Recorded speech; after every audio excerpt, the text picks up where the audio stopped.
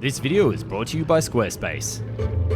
This top secret plan to turn icebergs and glaciers into actual aircraft carriers is likely one of the most crazy projects of World War II, and it was so close to happening that even Winston Churchill had a model in his bathtub. This is the legendary story of the largest aircraft carrier ever conceived to save England from the Nazis, the top secret Projekt Habakkuk.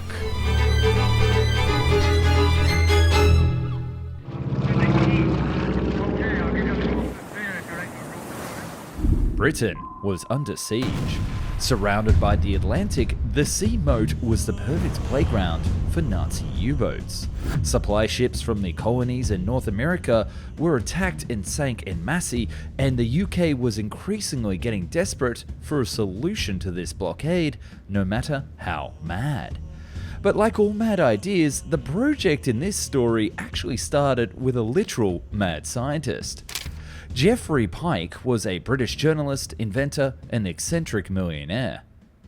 A comparison to the prolific and somewhat controversial entrepreneur Elon Musk wouldn't be amiss in this situation, with Pyke performing some amazing feats during his life, such as escaping from a prison camp during World War I, creating a school that taught without textbooks, and becoming a massive commodities trader.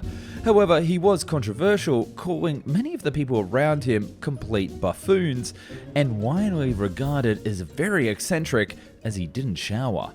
But his true passion was in inventions, and he would come up with several pretty brilliant ideas during the start of World War II. For example, he had an idea to pipe motorcycle fumes into a sidecar to heat and keep food warm straight from the kitchens.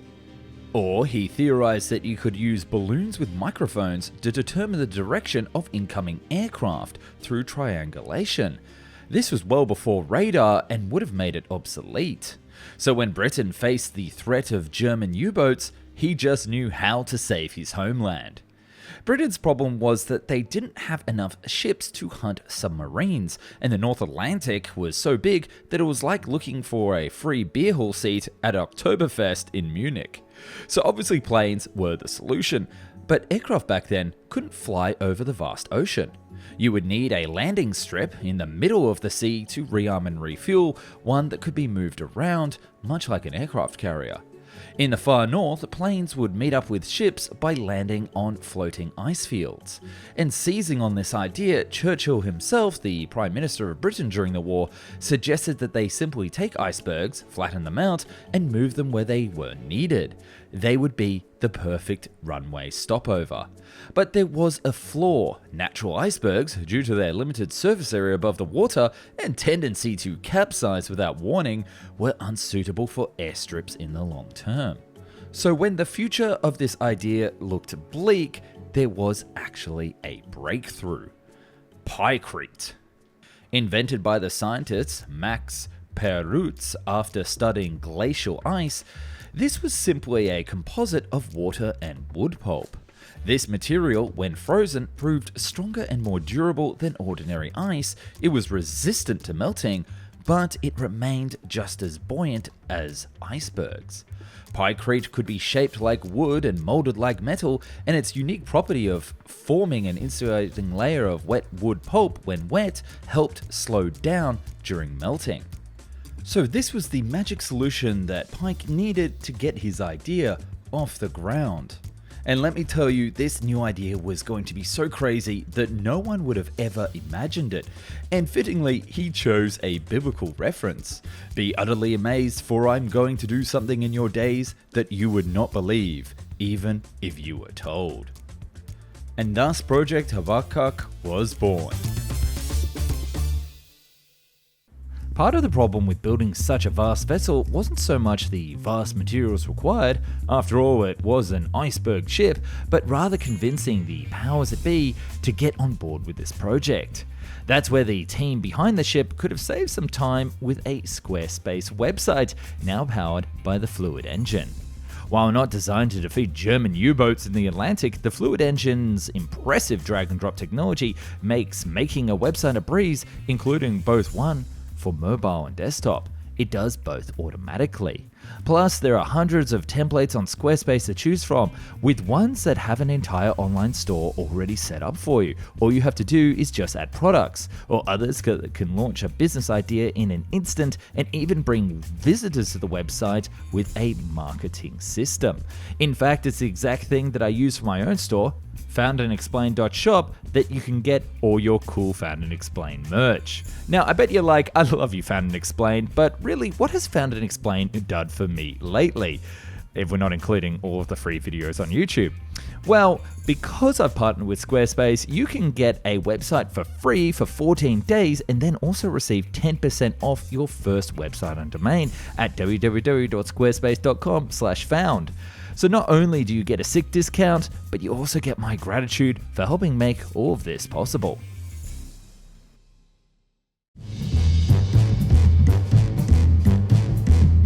In September of 1942, Pyke delivered an extensive 232-page document to Britain's combined operations outlining his innovative ice ship concept.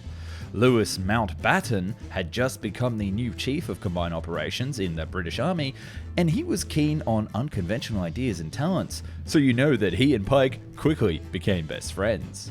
Now, side note, Pyke had actually had some success so far developing a snowmobile screw machine, so he was not an unknown at the time, but still this was very ambitious.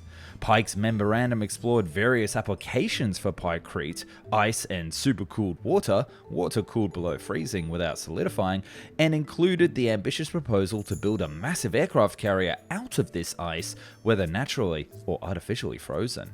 This would also simultaneously solve the problem of steel and aluminium that were in short supply and were required for other purposes.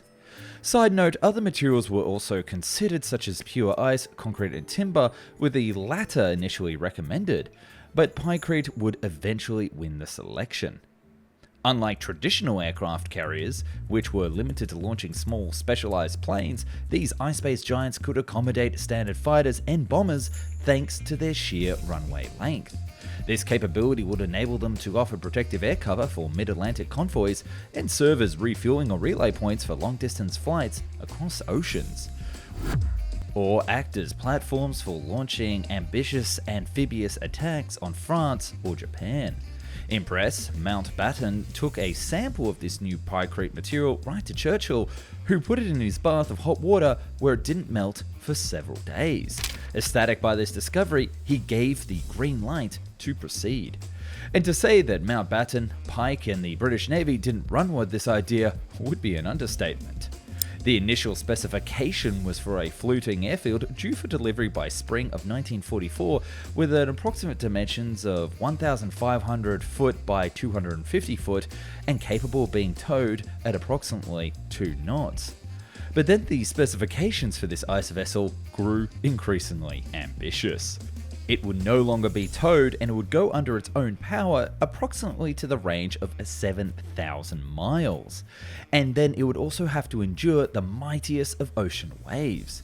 Additionally, the Admiralty stipulated that the ship should be impervious to torpedo attacks, necessitating a hull thickness of at least 40 feet. The Fleet Air Arm set forth that the vessel should also support heavy bomber takeoffs, which dictated a deck length of 2,000 feet. It was also designed to accommodate an airstrip capable of hosting up to 150 twin-engine bombers or fighter aircraft, which would all be housed in 2 vast hangars that would run the length of the internal volume of the space. They would all be completely surrounded by 40 feet of ice on each side and then a steel roof that could be repaired if the carrier was bombed. The steering of this giant vessel also had its own set of challenges. The initial idea was to navigate by adjusting the motor speeds on each side of the ship. It would have several steam turbo generators that were designed to produce 33,000 horsepower to power 26 electric motors. These motors were to be housed in external nacelles, a design choice to prevent the heat generated by conventional internal ship engines from melting the ice structure. However, the Royal Navy determined a rudder was indispensable for effective maneuvering.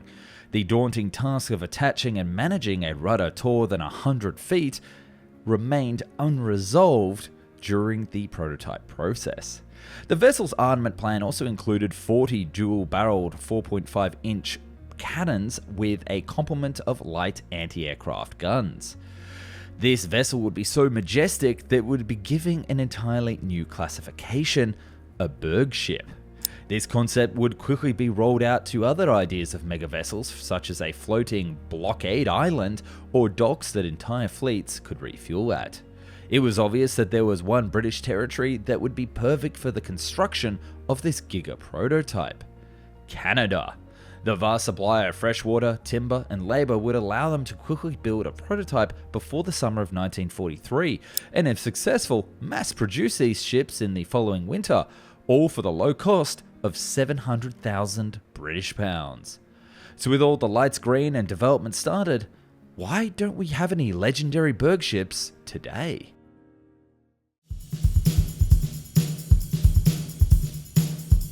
While the mad lads were running around daring each other to expand the project, Pykrete's inventor, Pykrete, embarked on experiments in a clandestine setting beneath the Smithfield meat market in London to try and refine his Pykrete formula.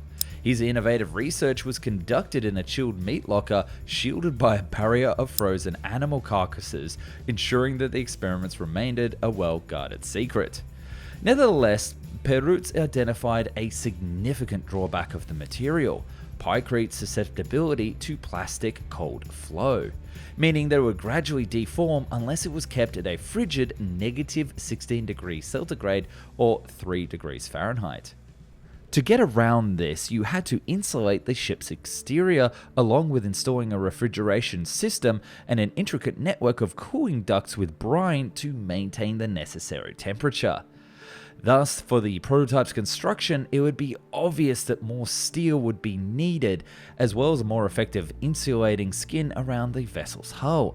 This caused the cost estimate to grow from £700,000 to £2.5 million. But this wasn't the only issue. Delays pushed the construction well into the summer of 1943, where, thanks to the lack of snow and ice, it was determined to wait until the coming fall. This means that the British Royal Navy wouldn't have a full aircraft carrier by 1944, but just a prototype out on Patricia Lake in Alberta, where they discovered the ugly truth of iceberg ships. The first was the sheer cost in resources to build it. Not only did you need the wood pulp to mix with the ice, the labour, and the steel to freeze the ice blocks together, there was also the 10,000 tons of steel required for the hull. This was more than the steel required for a fleet of aircraft carriers. While the test model did in fact float, other engineering and design problems had arisen. The complex coolant system would require piping through the icy structure, doubling or even tripling the construction costs. 300,000 tons of wood pulp would be required to produce the necessary quantities of Pykrete, causing severe impacts on the pulp and paper sector. Canada wouldn't be able to publish paper books for years. The 280,000 40-foot thick Pykrete cubes needed for the construction would also take 8 months and 8,000 workers to make in Canada.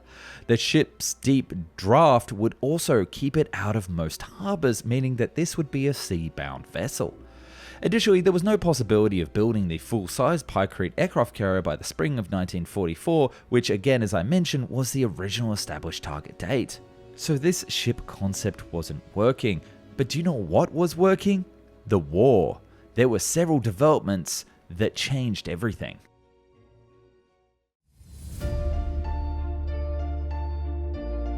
The British and Allied forces had managed to secure a strategic permission from Portugal to use the Azores airfields, enhancing the effectiveness of the U-boat patrols in the Atlantic. Then there was the increase in the number of escort carriers, now for the merchant fleet, negating the need for a single large ship.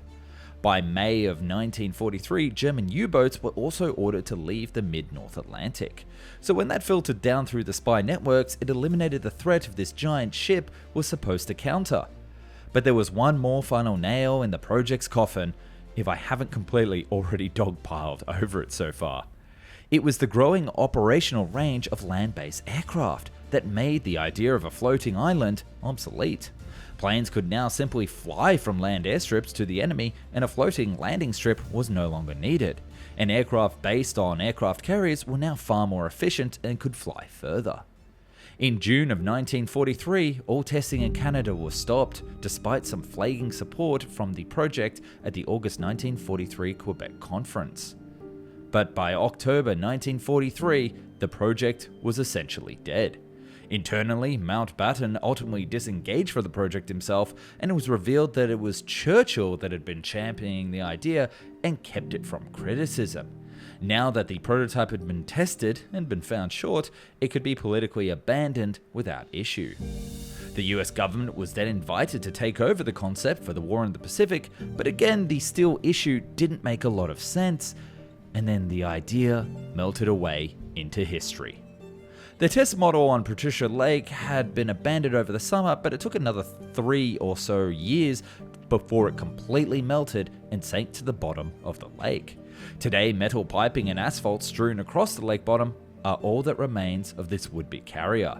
Divers can visit the wreckage, and there's a commemorative plaque along the shoreline that memorises one of Canada's more unusual wartime projects. As for Geoffrey Pyke himself, the man behind the idea, he took it pretty hard, and he actually wouldn't live to see another 5 years, ultimately ending his own life in his mid-50s. He always claimed that he had so much to give humanity, but that others just couldn't see it. I do wish that we could have had him for a few more decades just to see what other kind of crazy ideas he would have come up with, especially with the invention of the jet engine, space travel, and eventually the computer. But perhaps he was a man not born in the right era. And it's on that more sober note that I wanted to end today's video, and thank you very much for watching. I'll also mention that I skipped over Pyke's other military contributions during the war, such as a screw tank for use in the Norway environment. It was a huge success for the US military in the Italian campaign and really did cement his contribution.